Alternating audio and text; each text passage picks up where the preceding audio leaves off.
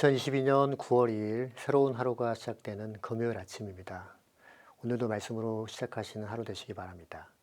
오늘 우리에게 주는 하나님 말씀 같이 보시겠는데요. 에베소서 1장 7절에서 14절까지 말씀입니다. 하나님 말씀 같이 보시겠습니다. 우리는 이 아들 안에서 하나님의 풍성한 은혜를 따라 그의 피로 구속고 죄 용서를 받게 되었습니다.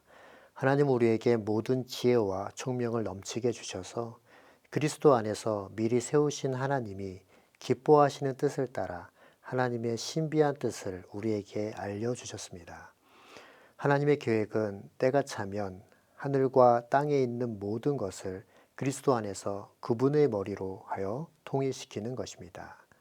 하나님은 그리스도 안에서 우리를 상속자로 삼으셨습니다. 이것은 모든 것을 자기의 원하시는 뜻대로 행하시는 분의 계획에 따라 미리 정해진 일입니다. 그것은 그리스도께 맨 먼저 소망을 둔 우리로 하여금 하나님의 영광을 찬미하는 사람이 되게 하려는 것이었습니다. 여러분도 그리스도 안에서 진리의 말씀, 곧 여러분을 구원하시는 복음을 듣고서 그리스도를 믿었으므로 약속하신 성령의 날인을 받았습니다. 이 성령은 하나님의 소유인 우리가 완전히 구원받을 때까지 우리의 상속의 담보이시며 우리로 하여금 하나님의 영광을 찬미하게 하십니다. 오늘 읽은 본문은 그리스도 안에서 누리는 성도의 복을 소개하고 있습니다. 성도는 그리스도의 피로 구속 곧 재용서함을 받고 그리스도 안에서 새겨진 하나님의 비밀을 아는 자들이지요. 이 사실은 in His time, 하나님의 때에 예수 그리스도를 통해서 드러났음을 강조하고 있습니다. 그리고 성도들이 누리는 복은 성령의 사역을 통해서 인치심과 보증을 받았다라는 것을 오늘 본문의 말씀을 통해서 확인할 수 있습니다. 우리는 어제 말씀을 통해서 성도의 구원을 위해 그리스도 안에서 행하신 하나님의 일하심을 찬송하고 그것을 깊이 묵상하는 시간이 되었습니다. 오늘 본문의 말씀을 통해서는 에베소서에서 계속 다뤄지게 될 다양한 주제에 대해서 프롤로그식으로 말씀을 보여주고 있는데요. 구별된 하나님의 사람들인 우리에게 아주 중요한 신앙적 안목과 기준을 제공해 주고 있습니다. 그 첫 번째로 7절과 8절 말씀을 통해서 확인해 보도록 하겠습니다. 7절, 8절 말씀을 읽겠습니다. 우리는 이 아들 안에서 하나님의 풍성한 은혜에 따라 그의 피로 구속고 제 용서를 받게 되었습니다. 하나님 우리에게 모든 지혜와 총명을 넘치게 주셔서 우리의 구원은 그리스도의 풍성한 은혜에 따라 이루어진 것이다 라고 말씀하시지요. 이 말은 다르게 보면 그 은혜가 풍성한 만큼이나 우리의 죄가 얼마나 크고 완악한 것인지 반증하고 있는 것입니다. 그리스도 예수의 죽음만이 우리의 죄를 대속할 수 있기 때문에 그렇지요. 하지만 이렇게 대가를 지불하신 그리스도를 통한 이 구원은 과거와 현재와 미래를 꿰뚫고 지나가는 하나님의 구원의 역사가 된 것입니다. 존재했었고 지금 존재하고 있는 그리고 앞으로 존재할 모든 이들을 위해 하나님의 구원의 방법으로 예수 그리스도가 그렇게 선포되어졌던 것이죠. 이제 우리는 예수 그리스도를 믿음으로써 그 은혜를 참여하게 된 하나님의 사람들이 된 것입니다. 9절, 10절 말씀을 통해 다시 한번 보겠습니다. 그리스도 안에서 미리 세우신 하나님이 기뻐하시는 뜻을 따라 하나님의 신비한 뜻을 우리에게 알려주셨습니다. 하나님의 계획은 때가 차면 하늘과 땅에 있는 모든 것을 그리스도 안에서 그분의 머리로 하여 통일시키는 것입니다. 우리의 구원은 우리 개개인만의 구원을 의미하는 것은 아닙니다. 개개인의 구원뿐 아니라 온 세상을 구원하시는 하나님의 구원의 역사인 것이지요.